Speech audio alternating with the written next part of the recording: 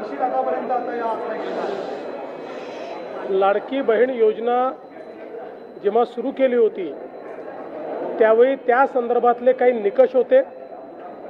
त्या निकषाच्या आधारावर बहिणींना अर्ज करायला सांगितला होता आणि कागदपत्रांच्या पूर्ततेला वेळ लागेल म्हणून ही मुभा दिली होती की त्यांनी सेल्फ सर्टिफिकेशन करायचं. म्हणजे त्यांनी जे सांगितलं ते सत्य मानून आपण त्या ठिकाणी त्यांना लाडक्या बहिणीचा लाभ देणं सुरू केलं. पण अर्थातच आपण ज्यावेळी कुठलाही सरकारी पैसा खर्च करतो त्यावेळी त्याचं CAGचं ऑडिट होतं आणि CAGच्या ऑडिटमध्ये निकषांप्रमाणे अर्ज आहेत की नाही याची माहिती द्यावी लागते. आणि म्हणूनच योजना सुरू झाल्यानंतर आपण त्याचं KYC सुरू केलं आणि वेगवेगळे जे डेटाबेस होते त्याच्याशी कंपॅरिझन सुरू केलं, ज्याच्यामध्ये इन्कम टॅक्स विभागाकडनं आपण माहिती घेतली. सरकारचे जे काही कर्मचारी आहेत त्यांचं जिथनं पेमेंट होतं त्या पोर्टलमधनं आपण माहिती घेतली. जो काही आपला परिवहन विभाग आहे याच्यामध्ये मोटरची ओनरशिप कोणाकडे आहे 4 व्हीलरची याच्या डेटाबेसची माहिती घेतली. रेशन कार्ड याच्या डेटाबेसची माहिती घेतली आणि ही सगळी माहिती आपण ज्यावेळेस कोलेक्ट केली त्यावेळी असं लक्षात आलं की 5 लाख लोक असे आहेत ज्यांच्या घरी सरकारी नोकरी आहे. 14,000 तर पुरुषच निघाले. जवळपास 10 लाख असे निघाले की ज्यांचं उत्पन्न 2.5 लाखापेक्षा जास्तीचं आहे. अशा वेगवेगळ्या डेटाबेसमध्ये जे लोक अपात्र झाले त्यांना आपण अपात्र केलेलं आहे. त्यासोबत आपण हे सांगितलं होतं KYC करून घ्या, म्हणजे जे काही माहिती तुम्ही सादर केलेली आहे ती आत्तापर्यंत सत्य मानण्यात आली आहे, आता त्याची कागदपत्र द्या. पण मोठ्या प्रमाणात KYC झाली नाही.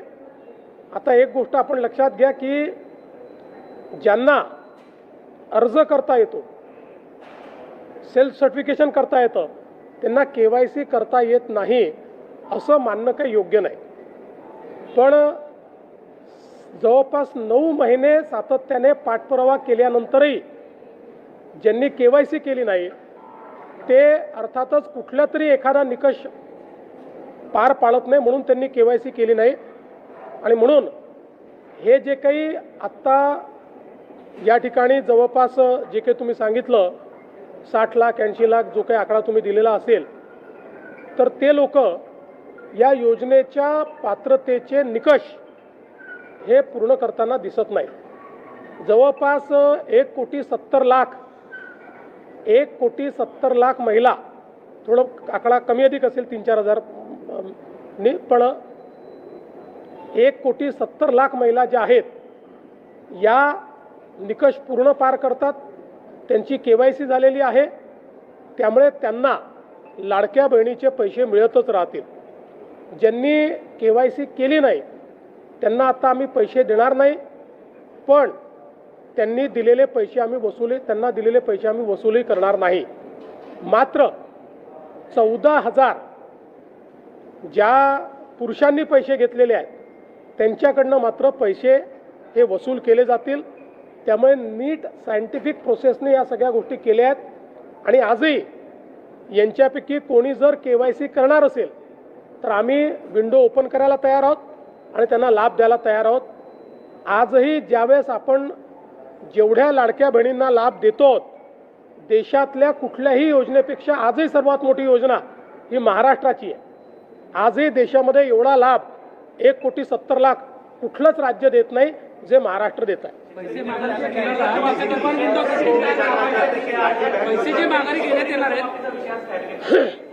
शेतकरी कर्जमाफीचा विषय कॅबिनेटला आहे. मंत्रिमंडळ त्याच्यावर निर्णय घेईल. पण आम्हाला इलेक्शन कमिशननी अट टाकली आहे, जेव्हा आम्ही त्यांना परवानगी मागितली तर त्यांनी अट टाकली आहे की तुम्ही विषय मंजूर करून पुढची कारवाई करा, पण त्याची घोषणा तुम्हाला करता येणार नाही. त्यामुळे आम्ही आज अधिकृत घोषणा इलेक्शन कमिशनमुळे करू शकत नाही. आज आम्ही निर्णय घेऊ, निर्णयाप्रमाणे कारवाई सुरू करू इलेक्शन संपल्यानंतर त्याची घोषणा करू. सर याचा अर्थ शेतकरी कर्जमाफी अंतिम टप्प्यात आहे, केवळ घोषणाबाजी असं म्हणता येईल? घोषणा ही तर मला असं वाटतं औपचारिकता आहे. आज आम्ही निर्णयच करतोय त्याचा निर्णय आम्ही आज करतोय, पण काय निर्णय घेतो आहोत याची घोषणा आम्हाला करता येणार नाही. आरोप केलेले आहेत बदल्यांसंदर्भात. हा EIDच्या SP वैशाली मानेंनी काही आरोप केले की बदल्यांमध्ये नाही, या संदर्भात DG साहेब लक्ष घालतील आणि जे काही त्या बोलल्या आहेत, मला माहीत नाही ते काय बोलले आहेत, मी ऐकलंही नाही आहे, पण DG साहेब त्यात लक्ष घालतील. योजना में 81 महिलाओं के नाम वहाँ पर काटे गए हैं। 60 लाख से ज्यादा महिलाएं हैं, उन्होंने KYC भी नहीं की है। क्या इनसे पैसे वापस लिए जाएंगे जो पिछले 20 महीने से पैसे ले रही थी? देखिए, जिस समय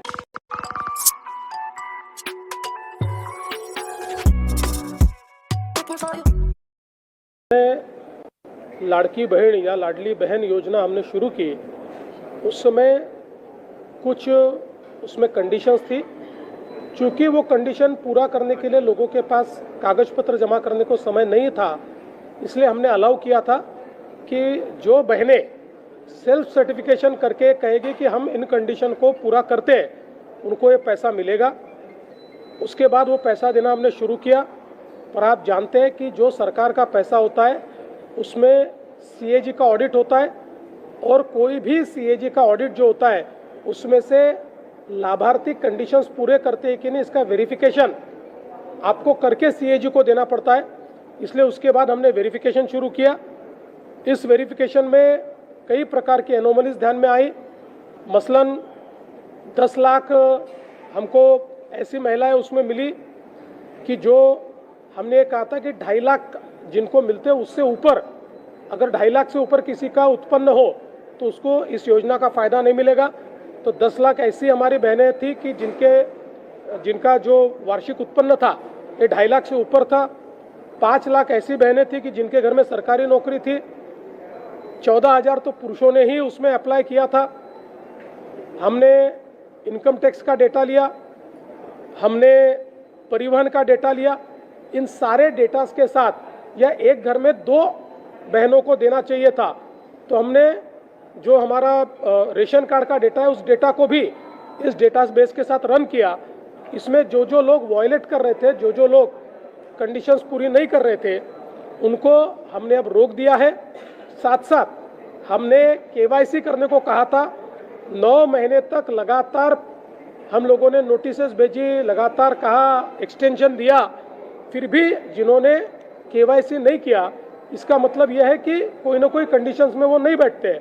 इसलिए ऐसे लोगों का अभी जो हम लोग उनको पैसा देते तो हमने बंद किया है. उनमें से कोई अगर आगे भी KYC करेगा तो हम उसको पैसा देंगे, लेकिन अब इसको हमने इस पर फ्रीज किया है. और साथ साथ ये भी फैसला किया है, इनमें से किसी के भी पैसे वापस हम वसूलेंगे नहीं. केवल जो पुरुषों ने महिलाओं के नाम पर पैसा लिया है वो वसूला जाएगा. और मैं ये भी बताना चाहता हूँ, 1,70,00,000 महिलाओं की सारी कंडीशन फुलफिल हो गई है, उनको पैसा मिलते ही रहेगा. योजना कभी बंद नहीं होगी. और आज भी देश में अलग अलग राज्य जो योजनाएं चल